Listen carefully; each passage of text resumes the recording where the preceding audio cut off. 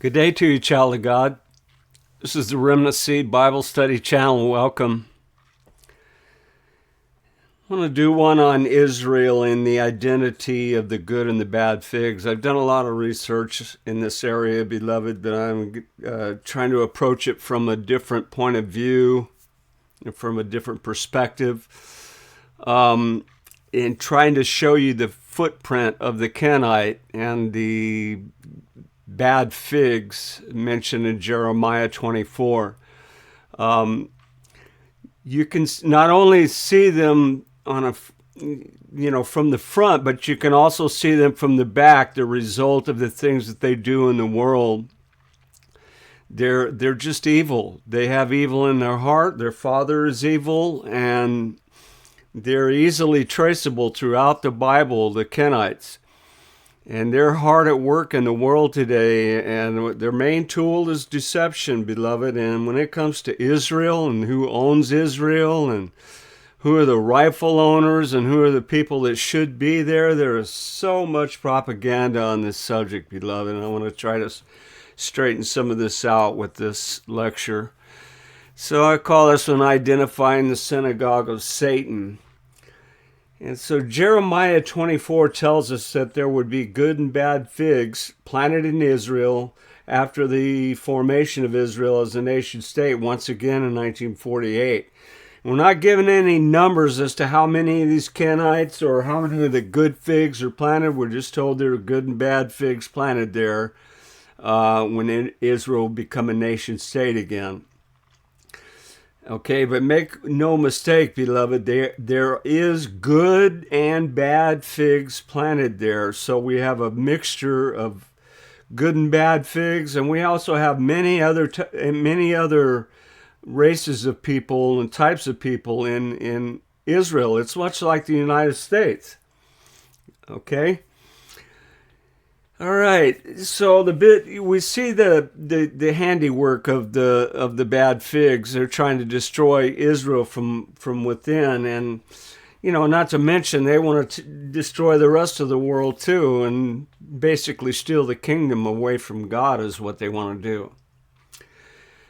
And many misinformed Christians take the side of the Palestinians against Israel. And the same misinformed Christians also believe there are only bad figs in Israel. And this is a big mistake that many Christians make, especially in my study circles. They forget the fact that there were also good figs planted there. And we'll go more into this, beloved.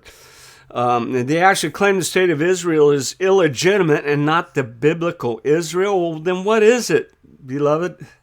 This argument doesn't make any sense. That land is exactly where it was thousands of years ago, and here it is again. And we got the Jews from all over the world being brought back to their homeland.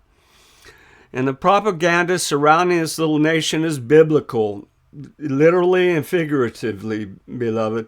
The boundaries of Israel were drawn by God and set in stone. That land is His, and it's His most favorite place in the universe, beloved. Ezekiel 16 tells us that.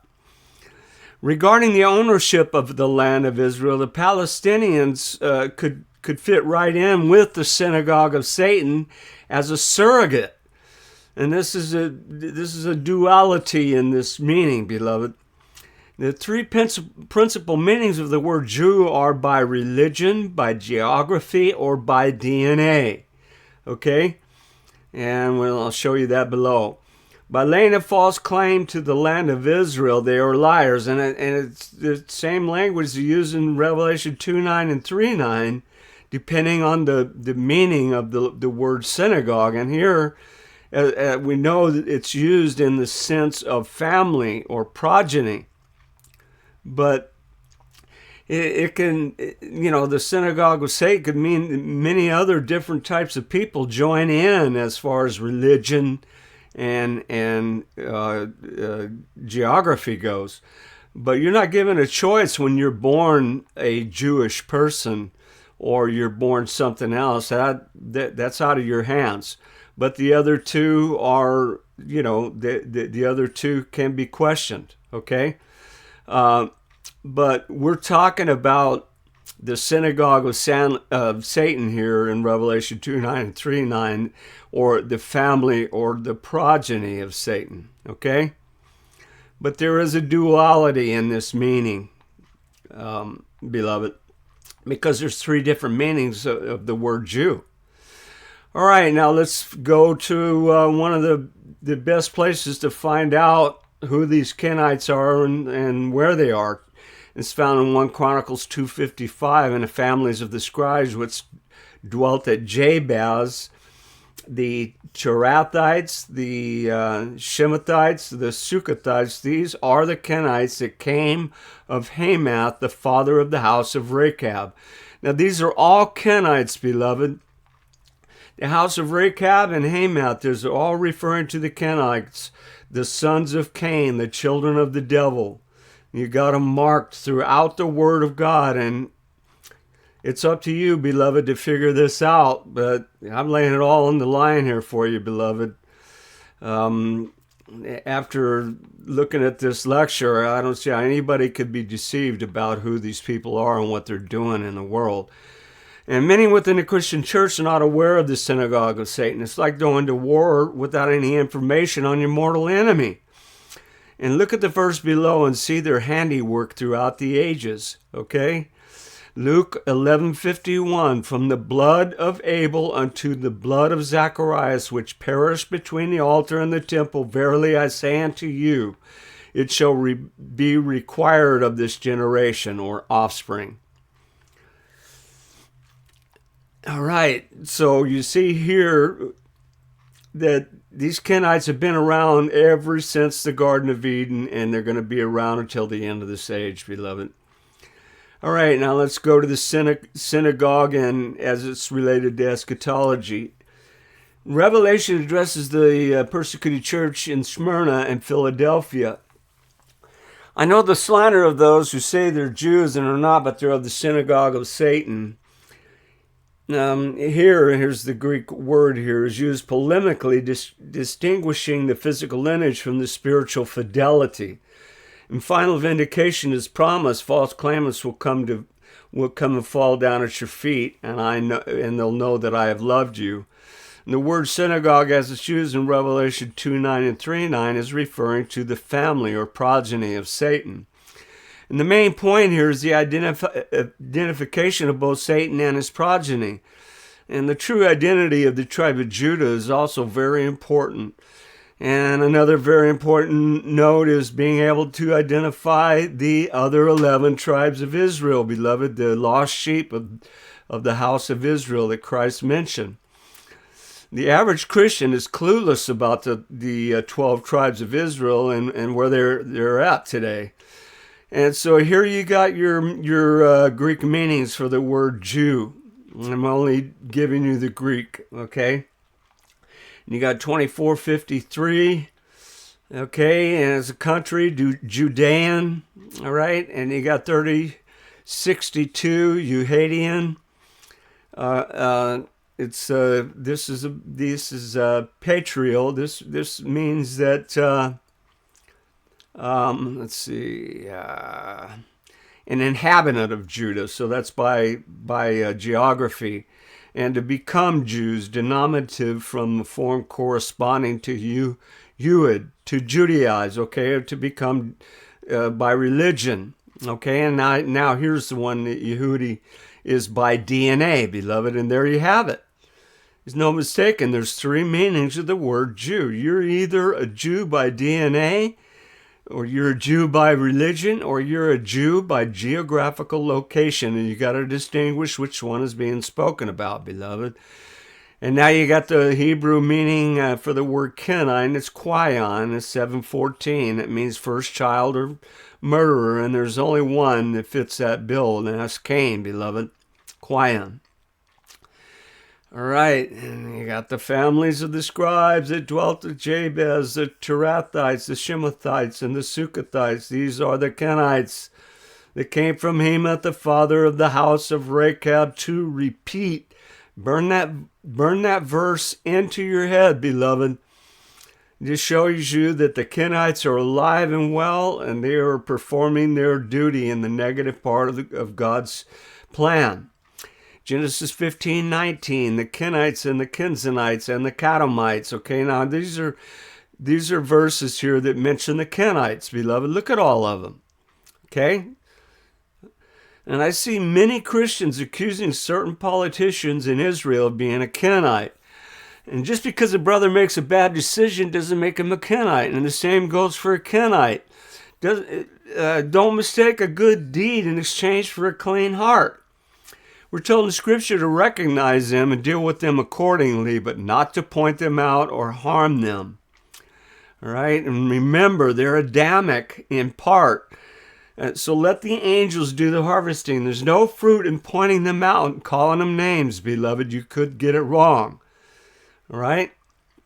And their fruit will bear them out. They are the devil's progeny, and it will come out of them eventually, beloved, if you just watch closely. Have you ever heard your pastor teach the meaning of the key of David? Why is it so important to recognize who the Synagogue of Satan is? And the answer is, I'll answer it with questions. Can you identify who the Palestinians are? Can you identify who the real Jews are? Can you identify the family of Satan, who claim to be Jews? And do you know who really owns the land of Israel? If you can answer all these questions, then you'll have your answer. And the true tribe of Judah is blamed for most of the evil the Palestinians and the synagogue of Satan do in Israel and also the world today. And don't lose sight of this, beloved. They're at work everywhere, and they're part of the locust army, okay? Many Christians and non-Christians are guilty of this blame game.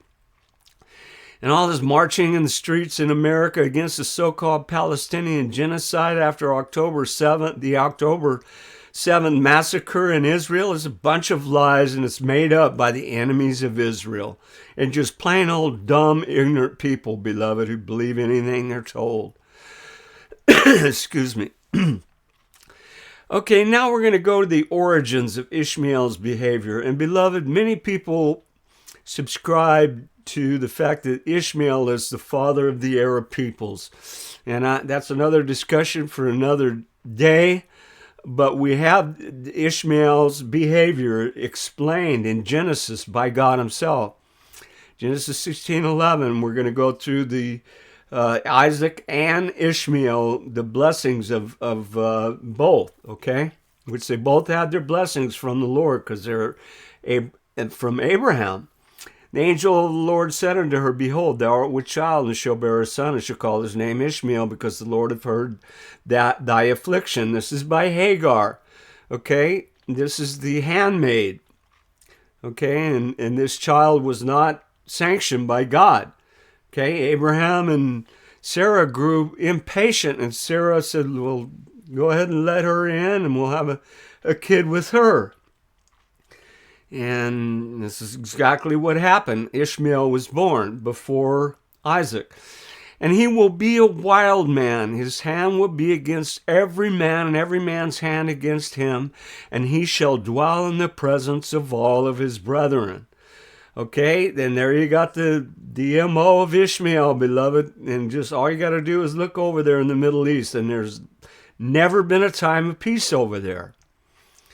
And here's for Isaac, and I will establish my covenant between me and thee and thy seed and after thee in their generations for an everlasting covenant to be a God unto thee and unto thy seed and after thee. This is the blessing of Isaac, beloved. And as for Ishmael, I've heard thee. Behold, I have blessed him and will make him fruitful and will multiply him exceedingly. 12 princes shall he begat. And I will make him a great nation, but my covenant will I establish with Isaac, which Sarah shall bear unto thee at this set time in the next year. All right, now you see the blessing was given to Isaac. He is the promised seed. And Ishmael had his blessings, but he is not the promised seed, okay? And you must make the distinction between the two. But God blessed Ishmael, beloved. He blessed him. He loved Ishmael, okay? And it seems that Ishmael has completely turned his back on the Lord in modern times, okay? All right, now let's go to Joshua taking the promised land, okay? And we're going to go to the historical part of Israel. And he doesn't destroy the Geshurites and the Machathites. And you got to wonder why he destroyed everything else, but not them. And I believe these are the people that are giving Israel trouble today, beloved. Joshua 13:12, all the kingdom of Og and Bashan, which reign in Ashtaroth and Edrei, who remain in the remnant of the giants, for these did Moses smite and cast them out. Nevertheless, the children of Israel expelled not the Geshurites or the Machathites, but they both dwell among the Israelites until this day. And this, beloved, I believe that these descendants are there present in Israel today, and they're the ones causing all the trouble. And just take a wild guess who the Geshurites and the Machathites are, and I believe they call themselves Palestinians now. And there's really no such thing as a race of people called a Palestinian. It's like me saying I'm Californian because I live in California. And a note here, beloved, Israel is one of the only places that is actually a race of people and a land. And that's pretty rare, beloved. I mean, there's a lot of countries in the world that have the same label, but we're talking about the land of Israel here, beloved, and who are the rightful owners, and also the people who are not squatting there. And the Geshurites and the Machathites are squatters, okay? Pure and simple. They don't own the land. It wasn't given to them. They have their own land that God gave to Ishmael, and they're not satisfied with it. They want the Jews to be dead. They want them gone, okay? All right, and these people are the remnants of the modern-day Palestinians, beloved. Okay, and the Palestinians are laying claim to a land that Yahweh gave to Israel, and these are the boundaries of the promised land below. Okay, and you got Exodus 23:31, and won't go over these for the sake of time, beloved, but you got all your boundaries right here, and they're given by God, so why would we need to question them? And he said, and all of this land that I have spoken of, I will give to you and unto your seed, and they shall inherit it forever. How long is forever, beloved? All right? That land is the Jews and the other 11 tribes. God gave it to them long ago. Now we got the Matthew 24 foundation for the parable of the fig tree and the regathering of Israel. And it's found in Jeremiah 24:1. The Lord showed me, and behold, 2 baskets of figs were set before the temple of the Lord. After that, Nebuchadnezzar, king of Babylon, had carried away captivity Jeconiah, the son of Jehoiakim, king of Judah, and the princes of Judah, with the carpenters and smiths from Jerusalem, and had brought them to Babylon.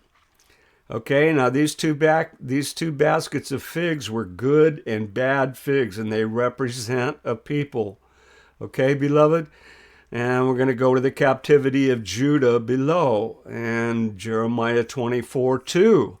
One basket had very good figs, even like the figs that are first ripe, and the other basket had very naughty figs, which could not be eaten. They were so bad. Good figs represent Judah, and the bad figs represent the Kenites, the Synagogue of Satan, the tares, whatever you want to call them, beloved, the same beings, the sons of Cain, who claim to be of Judah, and they are liars. They're not. And the purpose of this lecture is to teach you how to identify the good and the bad figs. And then said the Lord unto me, what seest thou, Jeremiah? And I said, good figs. The good figs are very good, and the evil very evil, that cannot be eaten. And the word of the Lord came to me, saying, thus saith the Lord, the God of Israel, like these good figs, so will I acknowledge them that are carried away captive of Judah, whom I have set out of this place into the land of the Chaldeans for their good. And the Lord let the children of Israel go into captivity because of their disobedience. And beloved, just to repeat this, just because the children of Israel, Jews, Danites, Ephraimites, any of them, if they sin, it doesn't turn them into a Kenite or something evil. It just means they're sinners like all the rest of us. Quit blaming everything, thinking there's Kenites under every bush, beloved. It's just not true. Okay? All right, verse 6, for I will set my eyes upon them, and I will bring them again unto this land, and I will build them up, and not pull them down, and I will plant them, and not pluck them up. And the Lord is saying, I'm going to gather them back and plant them in their own land again in the latter days. And this is 1948, beloved. There's no mistake. This is the final generation. And I'll give them a heart to know me, that I am the Lord, and they shall be my people, and I will be their God, for they shall return unto me with their whole heart.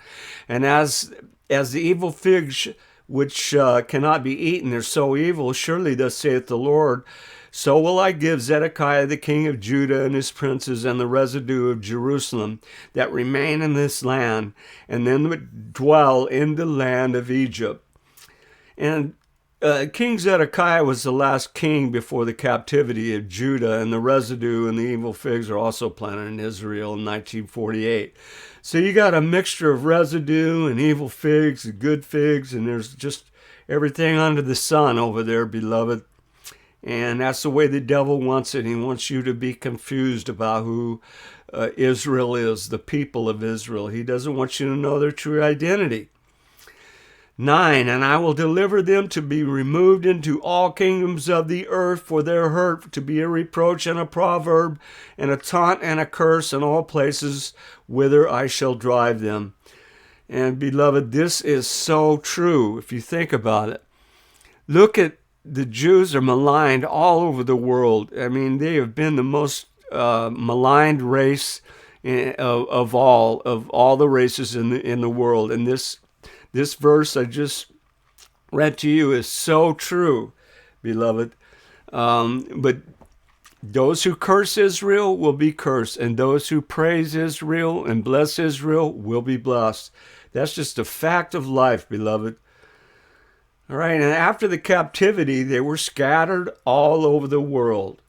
And I will send the sword and the famine and the pestilence among them until they be consumed off the land that I gave unto them and to their fathers.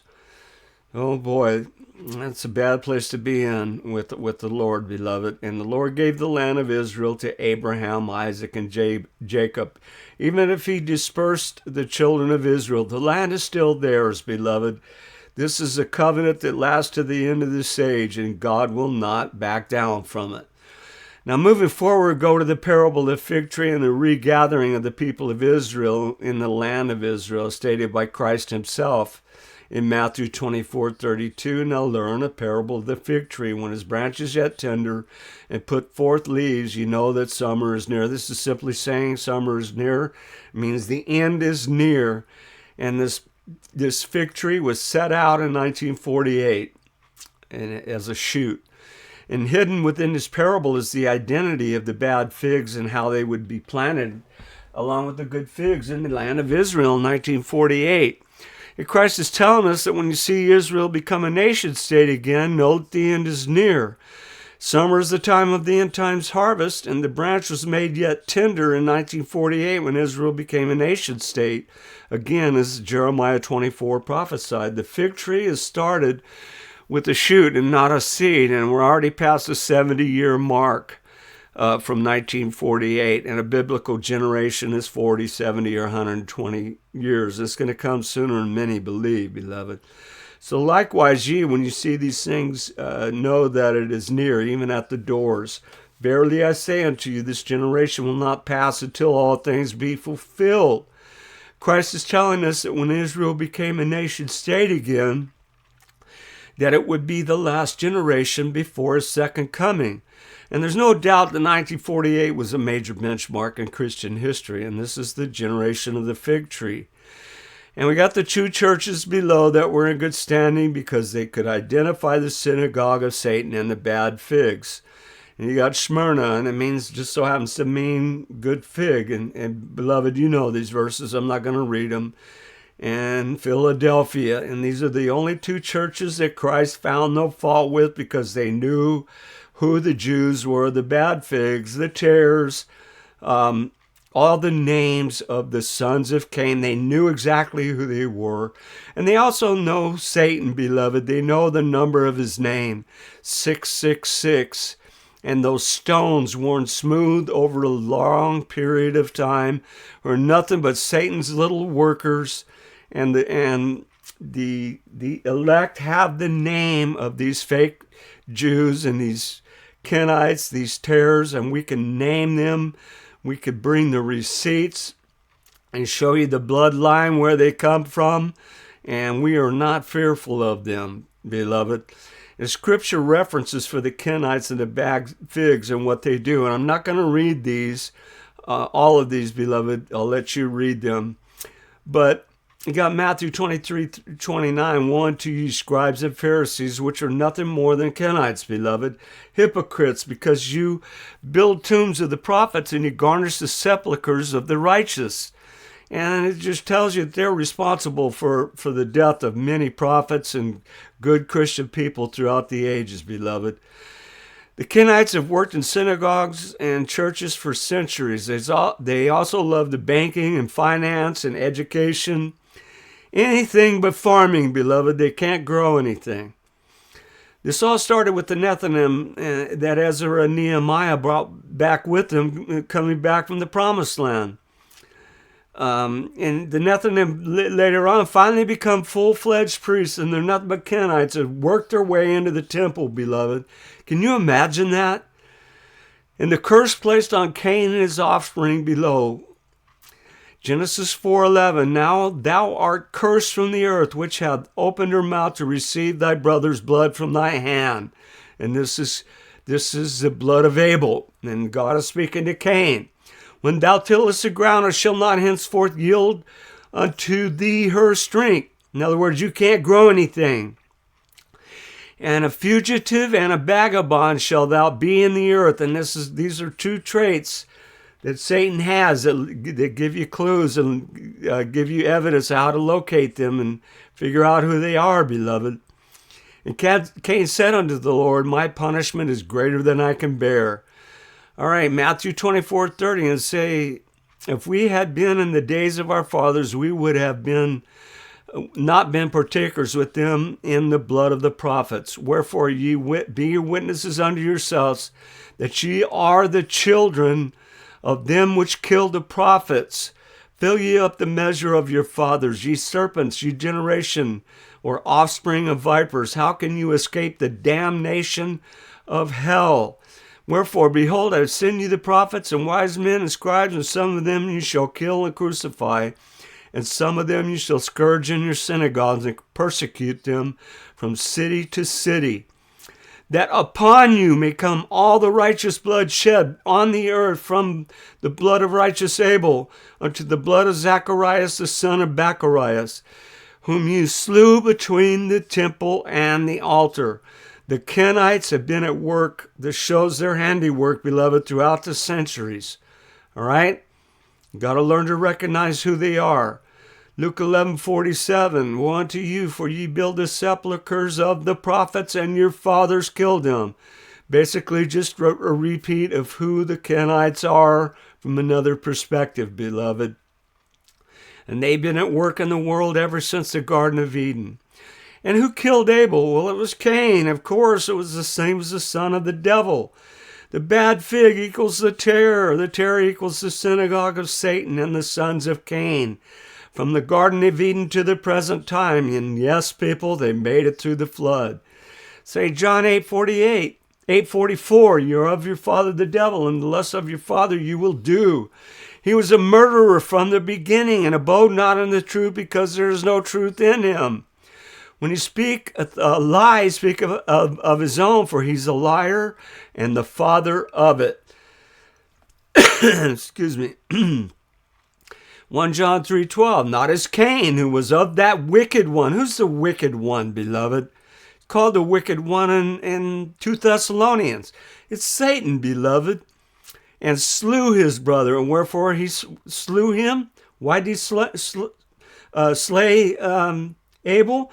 Because his own works were evil and his brothers were righteous. See, this is proof right here that Cain was just evil from the get-go, beloved. Matthew 23:2, saying the scribes and the Pharisees sit in the seat of Moses. And this is saying the Kenites are already sitting in the seat of Moses and taking on the role of the priesthood, beloved. Can you believe that? All right, now we got the parable of the terrors, and it's Matthew 24, and you all know this, okay, beloved? This says the devil came in the middle of the night and sowed an evil seed amongst the wheat, and now we have the Kenites on the earth, and they're responsible for all of this evil. Okay, and Christ said, an enemy has done this. And then the servant said unto him, Will thou that we go gather them up? Would you have us gather them up, Jesus? He said, no, that's why you gather up the tares, you root up the wheat with them. We're not to point the Kenites out, beloved, and we're not to call them names, and we deal with them accordingly. And you don't deal with Kenites, beloved. You deal with them the way you would an enemy. Okay, and there's no fruit in calling them out and pointing fingers at them, because you might get it wrong. Okay, let both grow together until the harvest. In the time of the harvest, I will say to the reapers, gather to ye first the tares, not the wheat, like Schofield says. Okay, gather the tares first, and then bind them into bundles and burn them, and then gather the wheat into my barn. Okay, and then Jesus explains the parable of the tares. The enemy that sowed them is the devil. The harvest is the end of the world, and the reapers are the angels. Do you get that, beloved? I mean, that's pretty self-explanatory. As therefore the tares are gathered and burned in the fire, so shall it be in the end of the world. And the actions of the Kenite are plain to see if you have the key of David. And there you have it, beloved. This just lays out the footprint of the Kenite. And I've got other videos that go into the details in the Hebrew in Genesis, and how you come about this conclusion that the devil came into the world and impregnated Eve, and there's children born into this world that are the devil's progeny. Don't make any mistakes about this, beloved. They are alive and well on the earth today, and I want you to be able to recognize them and deal with them accordingly. And I want you to know who the real owners of Israel are, who the bad figs, the good figs, who the Palestinians are, all the imposters over there. I mean, it's an absolute mess over there in Israel. And if you don't know the Bible, you're going to be deceived. All right, beloved, that's it for this, and we'll see you on the next one. And much love from me to you.